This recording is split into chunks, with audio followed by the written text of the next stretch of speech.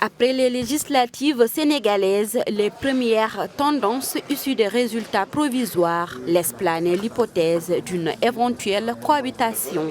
Pour certains analystes politiques, cette situation est une plongée vers un réel changement.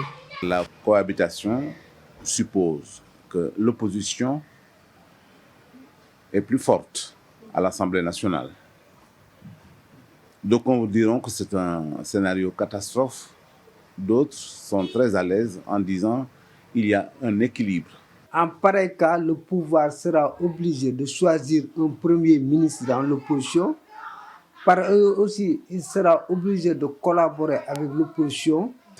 Face à une telle situation, une collaboration entre le gouvernement et l'opposition s'impose pour la stabilité des institutions. Un blocage systématique au niveau de l'Assemblée, ce qui peut se traduire par des retards sur les salaires. Sur le plan structurel, beaucoup de dispositions peuvent être abordées, mais ne seront jamais concrétisées parce qu'à chaque fois, l'opposition dira non. Il appartient au pouvoir, en pareil cas, de voir l'attitude intelligente et les manœuvres qu'il faut faire pour que le pays ne tombe pas dans des dérives ou bien dans des contradictions extrêmes pouvant générer des crises. Sur la question d'une troisième candidature ou non, ces analystes politiques invitent le président de la République à tirer des enseignements de ces élections législatives.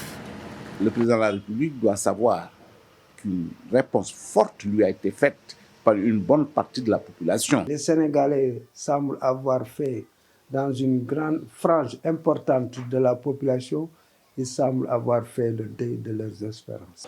Le scrutin du 31 juillet dernier a permis à Wallu, la coalition de l'ancien président Wade, de se positionner aux côtés de la principale coalition de l'opposition, Yewwi Askan Wi.